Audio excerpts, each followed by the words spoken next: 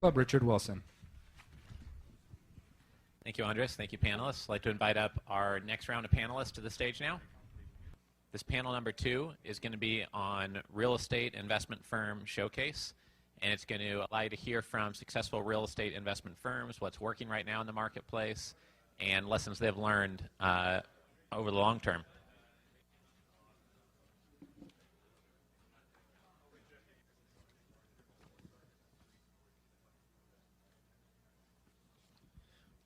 So I just heard from Matthew on the last discussion panel talk about sometimes giving feedback to people saying that their management is bad, but their idea is good.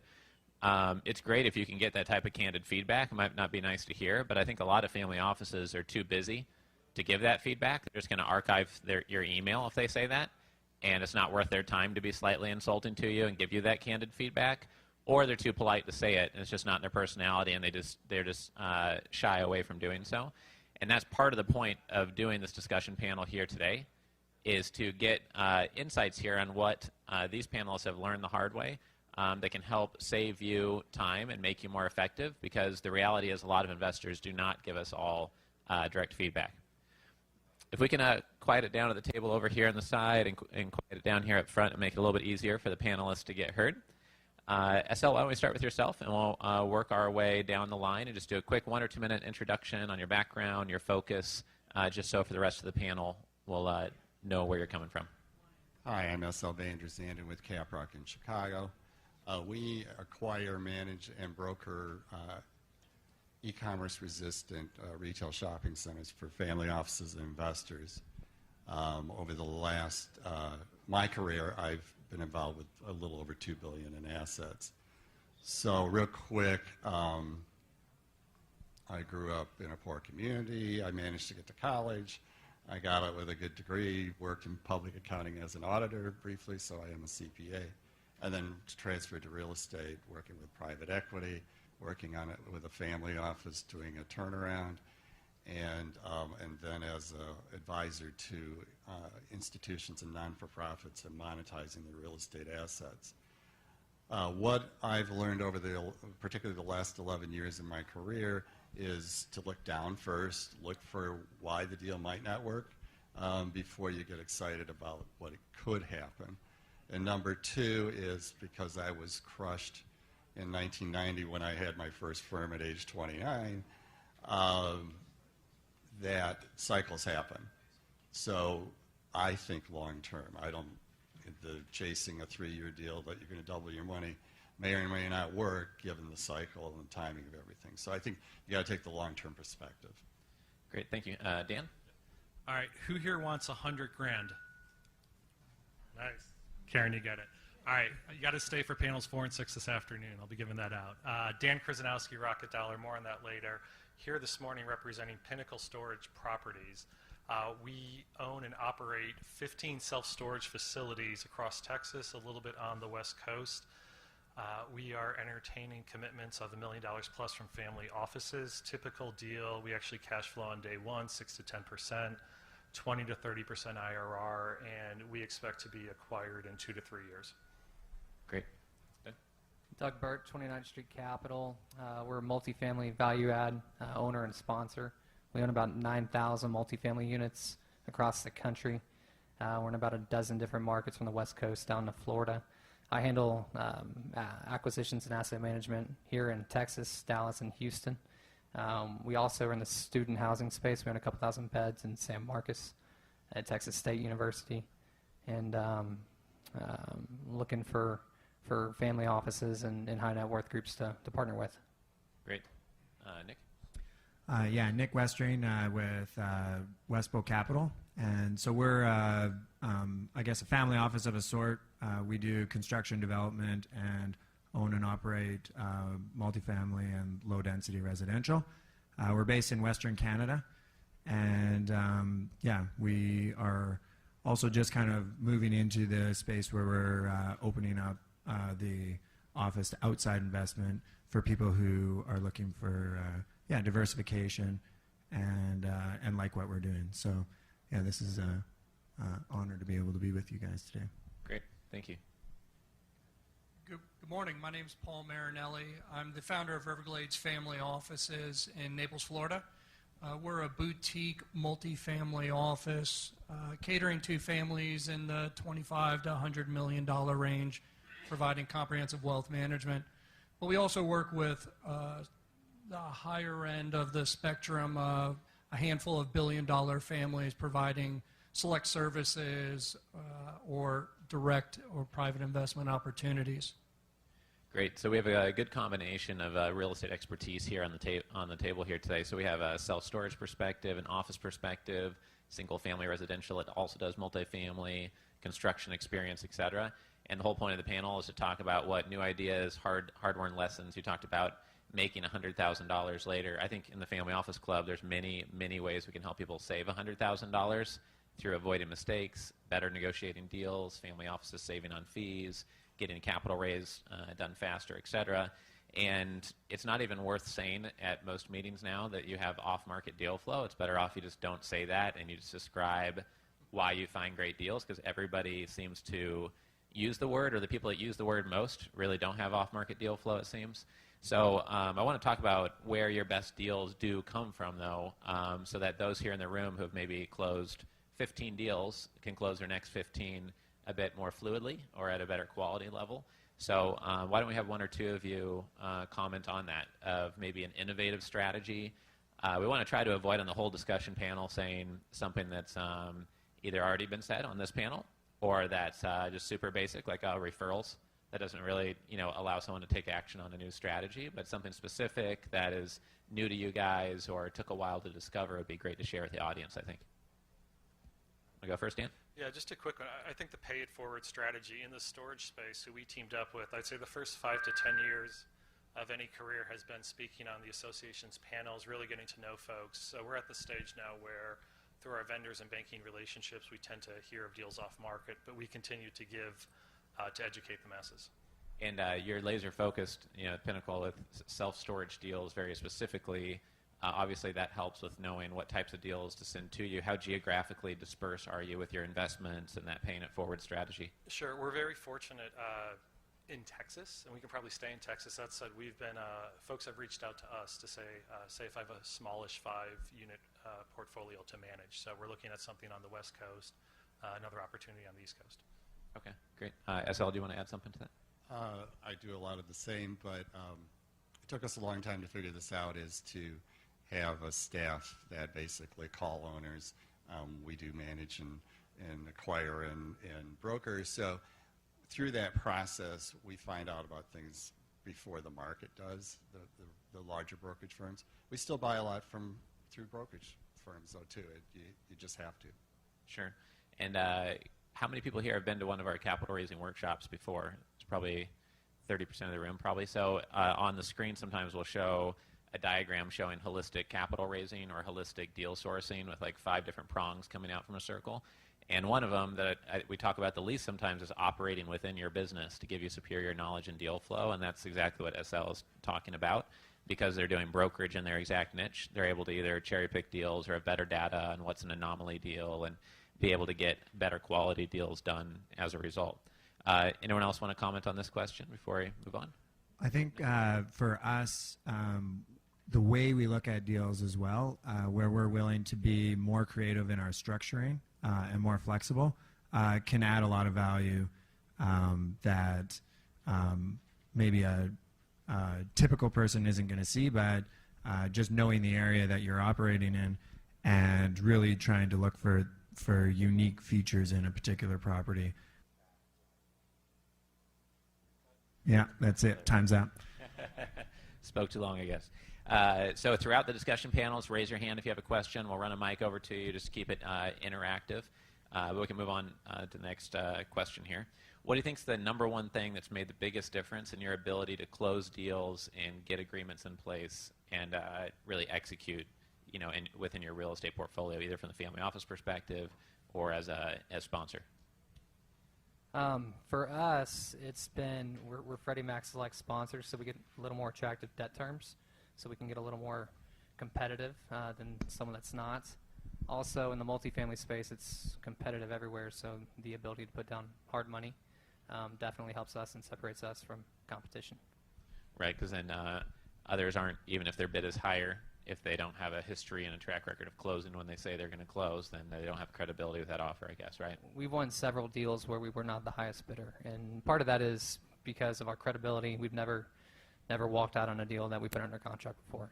Right. I know we had a sponsor on stage recently that said that while they might have come in first in the highest bid 1 or 2 times, they almost never do. They're usually second, third, fourth, but people know they close 100% of things they put under LOI, and that makes all the difference. A lot of times there's a high flyer, or the highest bidder isn't credible, and they're throwing out the highest price just to try and win a deal. And, a lot of times things don't always work out with them. Right. Makes sense. If I could jump in. So when I look to deploy capital for some of my clients, we're accessing it right now currently through sort of 2 different strategies. One of those strategies is backed by a family office that has over 100 years of experience in Florida real estate. So to this question and a prior question, the deal flow, how do they get to closing, they have a lot of reputational capital that brings those things to the table that they can take advantage of, which certainly helps their cause and that of my clients. The other end of the spectrum, the other strategy that we've been deploying capital is through another family-backed real estate venture with an individual who is a little more opportunistic. They've not only done it in the U.S. but also globally. And so they bring sort of their experience of having gone through several cycles, having operated in different geographic locations, those sorts of things, which again brings the deal flow, helps them close, and ultimately benefits their investment performance. Sure. And in your guys' case, when you're looking at people who are reaching out to you, you have existing relationships, existing managers you already like and have invested with, et cetera. For somebody new to break into that, how often are they big, diversified real estate firms versus medium-sized but super laser-focused strategies? Or what's the type of firm that gets the attention of a family office like yours? It's not new being put together now. You know a lot of the players in the space. So what new emails and voicemails or an introduction at an event like this grabs your attention? So I think it started to come up in the last panel, the keeping it sort of simple. Richard, I know in some of your programs you talk about really refining your pitch, and I'd say refine that even more so that the first phone call is, here's why I'm calling, here's what I do, here's how you benefit, and really not burying the lead. Same thing with emails. Sort of jump right to it. Don't do the small talk, don't do the anything, because my incoming call volume from people looking to raise capital and show me a deal and is endless. So I'd really just cut to the chase, keep it succinct, and understand why you're putting it in front of me. The types of deals that typically stand out at the higher end of the spectrum for a true single-family office are going to be those more differentiated, focused, niche types of things. But that does not mean that to a multifamily office where I've got clients with $25 million, that the more diversified, approach doesn't, it certainly fits for the right clients. Sure. Yeah, that makes sense. I often find my most valuable phone calls of the week are ones that last 7 to 12 minutes, and some of the ones that are less valuable and less meaningful are the ones that drag on for the 30, 40, 45 minutes. It's kind of a reverse correlation, it seems.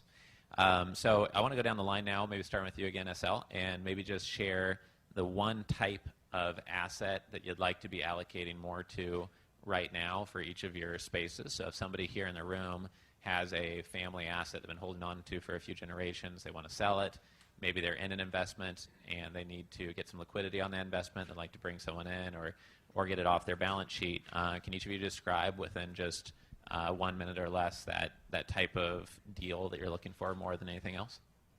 So it would be a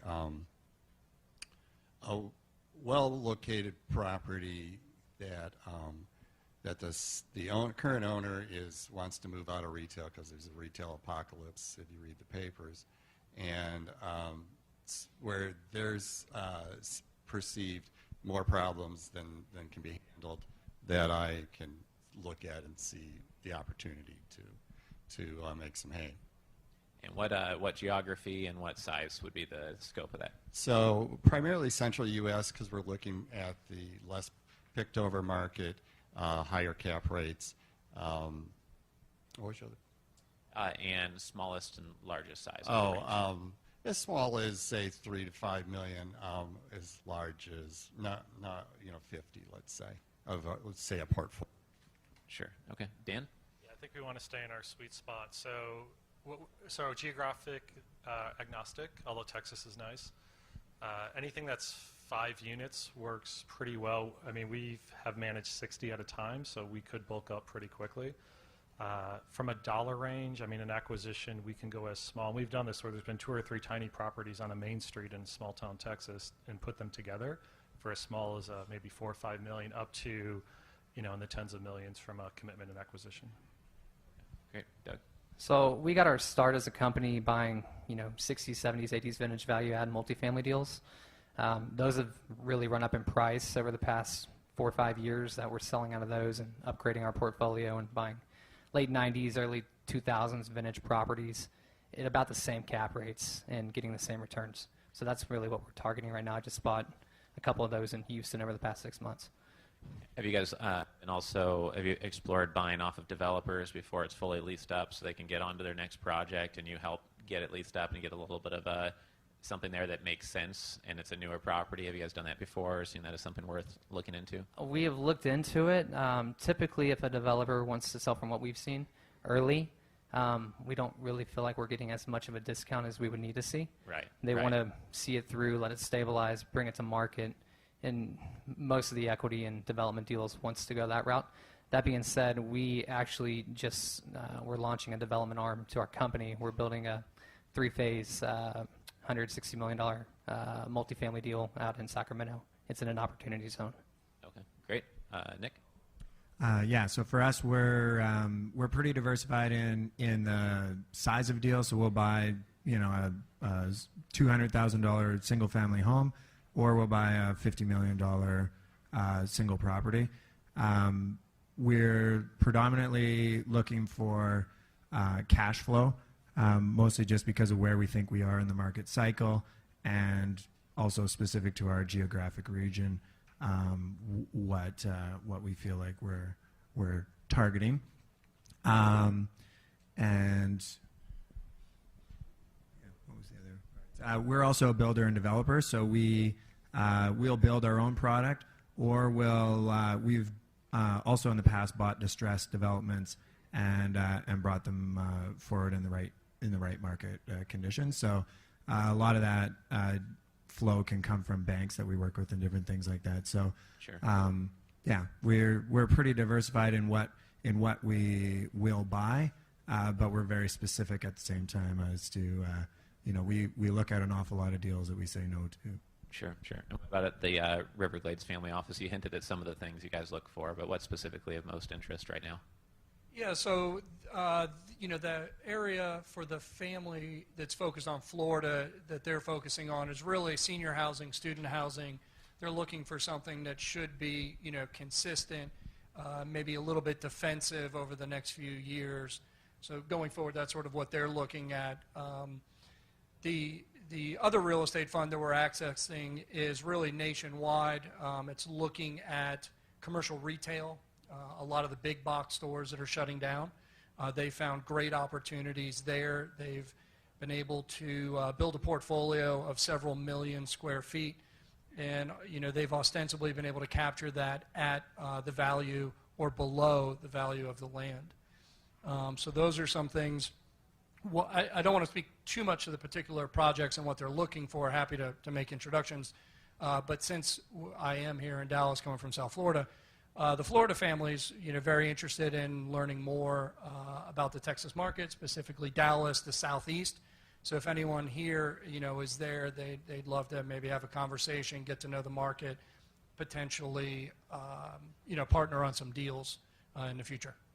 Great, thank you. If you'd like to raise your hand if you have a question, we'll run a mic over to you at this time. But I just want to make a quick comment. We've had a family that's spoken on stage in New York, and they've gotten 2 deals done. They're working on our third by stating this type of stuff on stage, so it can helps get business done within the room. And also, I found there's some members of the Family Office Club that are informed. They come from institutional real estate. It takes them a long time to find a deal worth doing. but it's the first deal they're raising capital for on their own. Maybe they can only raise 20% of the LP equity needed, and then they're able to connect with someone like one of these individuals to co-GP the deal or have some sort of joint management of the deal, and they're both able to add it to their track record and get the deal done using the strengths that they're bringing to the table, whether that's due diligence or finding the LP investors, et cetera. So I hope some of that happens from what we just heard here on stage. Anyone have a question they'd like to ask one or more of the panelists here today? No? Well, feel free to raise your hand if you do have one, and then we'll call on you in just a couple minutes here. What's the most expensive mistake that your firm or a firm you know has made in the marketplace that you could help others avoid here today, who maybe have just started their family office, maybe they're just starting to allocate to real estate, or they're only on deal 4 or 5 within their real estate investment firm? Anyone want to comment on that? So the biggest challenge in acquiring real estate are transaction costs and what we call pursuit costs, the cost you spend before you know you're going to close. And it was totally out of my control, but the worst situation, you're asked for $100,000, is like $250,000, 11 building portfolio, so you have all your cost times 11, and the lender retrades us for a 10% haircut the day before we go hard. So we had no time to recover, and that was gone. So watch it. Right, great, thank you. Apps or just market disruptors. Yeah, great, excellent. Paul? So we're definitely on the technology side, although real estate's becoming an interesting asset class with roofs now being an asset to generate electricity. But by and large, we're looking for technology that really helps to engage the consumer in a different way. The utility, which is our major investors and strategic partners, are going from one touch point, which is not the most favorable because it's usually a bill, to multiple touch points. So we're looking for services to engage the consumer, be it a resident or a company. Customer engagement, grid monetization, the push towards microgrids for resiliency, and so we don't have to transfer electricity across large spaces. Cybersecurity. We have a lot of IoT devices coming on. All of a sudden, your house, your commercial facility is becoming a generation. We want to make sure that people are not hacking in through that. So mission-critical communications, customer engagement, asset management, anything to make the delivery of these photons to your house, to your business, a little bit more easy, and even monetize them in certain ways. Now people can monetize their assets. If it's a 20-acre plot that you're carving out for a little microgrid, that might be an interesting area for us. So I will stop there before I go too far. No, go ahead, Paul.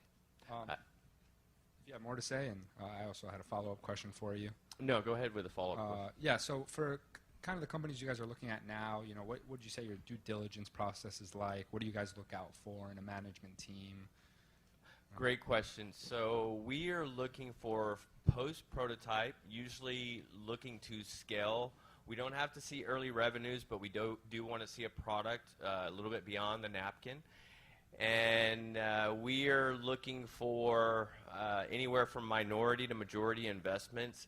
If you look at kind of the cycle, some might say Series A, but the definition of Series A is vast. And largely what we're looking at doing is silos and segments that we could do a roll-up strategy in. So we look at unique classes within that customer engagement, within the IoT cybersecurity side, within the asset management side and planning side. Did that get to it a little bit? No, absolutely. Okay. Yeah, Yes. you also just reminded me, on the tech side, we look at also technology related to real estate. So to the extent that it's technology that can enhance the sort of resident customer experience, sort of the, apps that make the whole living experience much more, for students and for residents in apartments, more efficient. We look at that kind of technology too. This is the exciting part of our industry. Now we have devices like Sense that can listen to your home, that know what's happening and help change patterns. So, yeah, definitely some synergies there in what we're both looking at. We're agnostic. When I say that we're heavily energy exposed, that's true. But we also have a series of other funds, some venture funds. Just kind of give you a couple examples here. We I read every email that comes across my desk myself. It's not previewed by anybody else. It's not previewed by my assistants. It's not previewed by an analyst. I read it myself. I'll take a look at it, and if somebody wants a phone call, I'll take the phone call. And by that, it's opened the opportunity, and that is a firm-wide policy that I have instilled. Everybody at my firm is to answer the phone and is to respond to an email, period. And that has allowed us some what would normally be otherwise opportunities we would have never even considered investing in. One of which was we just did I think a $500,000 investment in a artificial intelligence, natural learning stuff that's way above my head. And they just last week they just placed number 4 on Squad, which is Stanford's question answering, which now means we're putting in $50 million. So we would have never done that had one of my guys at the firm opening the email, taking the call, taking the meeting, learning a little bit about it, and actually understanding that, yeah, this isn't our wheelhouse, but maybe we can find some hired bodies to determine whether or not this can fit in our wheelhouse. Alongside that, we're doing, we partnered up with the real estate folks in this group. You'll probably remember his name, but Dick Fold, former CEO and chairman of Lehman Brothers, we partnered with him on his credit fund and his leasing fund. So again, we're getting in territories that we've never been in before. We've never been in leasing before. We've never been in credit before. So outside of energy, I'll take a look at anything. If it makes sense, we'll talk. Excellent. So I kind of want to go on, ask a little more about that AI company. So it was brought to your desk by someone on your team. They said it should be considered. And then what was the due diligence process like after that? Well, first thing, I think it's important. The worst investment I ever made, and this is a precursor, the worst investment I ever made is attending TCU for 2 years, because it was 2 years and it was 4 hours of credit and $100,000 later. So that should tell you I rely heavily on the minds of others around me to help me make my decisions. So to answer your question, I knew nothing about artificial intelligence. I knew nothing about understanding natural language and universal natural language. But what we did do is the gentleman that brought it to me, Ben, said we need to take a serious look at this. And we have connections all across the country, all across the globe, and we had one that runs part of Caltech's laboratory, their intelligence laboratory, and brought it to him and had him vet it out, and literally within 15 days we had an agreement. Wow, excellent. And I'm glad you shared that, because many times when I have conversations with a lot of our members, the big focus is, have these investors invested in XYZ before? And many times my answer, because of panels like this, is I have these panels and I see where many investors are open to looking at new ideas, new technologies, new concepts, if it's presented to them in a tactful, professional way. Like this company must have approached you, right? Because I'm assuming, like you said, you look at everything, but many times maybe the approach isn't all there for you to take it to that next step. I don't recall ever getting an email that said, "Hey, I have a really bad investment for you to take a look at." Yeah, exactly. So yeah, it does take time, and I guess my advice towards those that do reach out of the blue is just to try to obviously find a connection if you can. If you can't, then keep it simple. Just here's my idea, and here's what I'm looking for. Here's the problem I think it solves. Here's the problem, and that generally opens the door, at least for people like me. And I'm an oddball, so I may be the odd one out here, but it works for me. Great. No, but I would agree with that completely. Especially, my big advice would be to get your ducks in a row. On the real estate side, on tech side, everyone thinks they've got the greatest investment. Everyone thinks their child is the most beautiful child and shows you their photos. And so you need to, what I would stress is have some people, make your pitch and have people evaluate it for you before you actually go to the investors to make the pitch. So at least then you're prepared, because the worst thing to happen, and it's happened, all of us I'm sure have encountered it, when you start asking intelligent questions, if you've got some knowledge in the field or you get assistance from people who have knowledge in the field, the not well thought out ideas start to fall apart. And if you're if you're well thought out, the more well thought out you are, the more likely you'll pique our interest and get further interest in activity.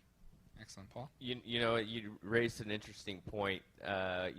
When I first started looking at deals in 2000, and I thought everything looked so great. It's like, oh, this looks good, this looks good. So I knew I was going to suck at this industry. And what was funny is after a few hard lessons, you get to look at the investments in a very interesting way. I mean, we focus on digitalization, decarbonization, and democratization, really empowering the consumer. But what I look at is how much have they invested in themselves?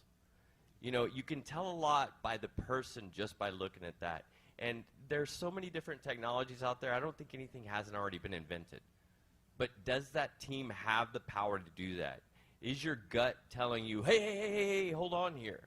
So, no matter how much we still look at the technology, and I've been on the AI and ML side, and I forgot about power storage, and I'm just like, man, I really don't understand this. But when it comes back to it, look at the human. Look at how much they've invested in their own well-being. And sometimes we have uncomfortable conversations for the other party where we say, great idea, bad management. Yep. And sometimes they take the advice of, okay, they'll step aside, and sometimes they don't, and the results speak for themselves. But sometimes if you hear those words, it's not because someone's just trying to stomp you down. It's because they generally believe that it's bad management, and probably is. And Chris, if you could elaborate a little bit on your due diligence process, what you look out for, what puts a red flag up for you, and what puts a green flag up for you. Yep. I've been a generalist for a long time, and I'm starting to become more and more narrowly focused on a couple things. Just trying to get really, really good at 2 things or 3 things. And I would just say, and I tell my team this all the time, if you're going to be in the investment world and your goal is to go 100 for 100, chances are, well, 1, that will never happen, but 2, you will learn a lot more from the ones that you fail on than the ones that you succeed on. And so while I think being a generalist has made me a little more focused, and it continues to teach you something all the time, I don't know if that means I will focus on the same 2 things for the rest of my life, but I really am cognizant of trying to keep maybe 2, 3 max kind of big themes in my head and just get as good as I can at those, meet all the right people in those fields, and have our team kind of have a North Star that they know what they're marching towards. Great, thank you. And so for our members, if you don't already know, just remember you can always submit your pitch decks, your one-pagers directly to our team for Richard to review and give you about a 3 to 5 page report outlining where he thinks improvements can be made. Those have been very highly beneficial to a lot of our members. For an example, somebody sent us a pitch deck, their one-liner, their value proposition is that they provide value to their clients by really taking care of them. And so every company's position should be to provide value. So it's not so unique. So it's really working on developing, what makes you different, what problem are you solving, and how are you solving it more efficiently than all your competitors raising capital around you. So I think I have time for 1 or 2 questions maybe from our audience. So does anybody have a question they'd like to ask one of our panelists? Right here in the front, Jock.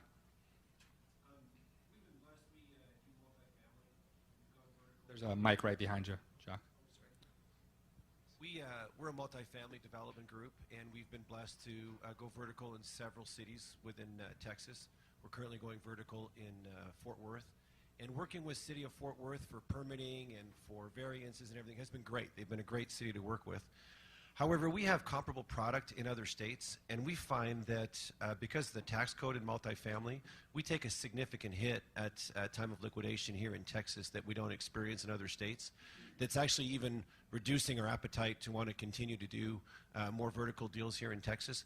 What do you know about the state's awareness of their negative impact on taxes on multifamily developers, and are we missing something, or is it we have a comparable deal to the one we're building here on the Trinity River, in Florida, in Navarre, Florida, and same product, about the same level of investment, and it's about a 25% hit difference on our liquidation in Texas as it is in Florida. So we're wondering, are we missing something? Is there something that you guys know that we don't know, or is it that's just the way it is in Texas? You're not missing anything. There is a lot of legislation going on at the state level to reduce property taxes. You look at properties in downtown Austin where the tax rate as part of the triple nets is 18 to 22 bucks a foot of the triple net. I mean, it's more, you're paying more in taxes now than you were in your rental rate 10 years ago. I don't have a solution. I know it's heavily being talked about. I know Fort Worth tries to knock it down a penny or two every year, but yeah, I wish it could be better, to be honest. Yeah, we don't do ground up development in Texas, but you know, we know developers who do, and yeah, I've heard of those issues, and it is a problem, and you know, I hire more tax people in Texas to contest assessments and other things than I do in, you know, other states. I don't do that, and so there's definitely issues on that. For us, at least, you know, sort of the positives still outweigh the negatives. I mean, we're still doing well, and yeah, you got to pay some taxes. But I would add that Texas is a non-disclosure state, so at all costs that you can keep your information private, highly encouraged to do so. It's not always the easiest thing to do. I know the appraisal districts have a team that are seeking out that information, but it is something we talk about in our office. We religiously try and keep anything with a price on it secretive, mainly for that reason. Fantastic. And I'll take one more question here in the front.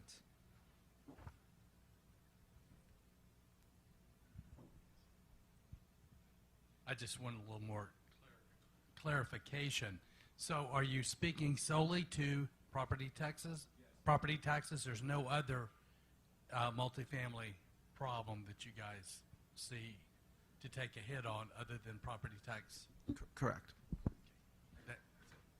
All right. So I did want to get another question maybe on the technology or renewable energy side, but our time is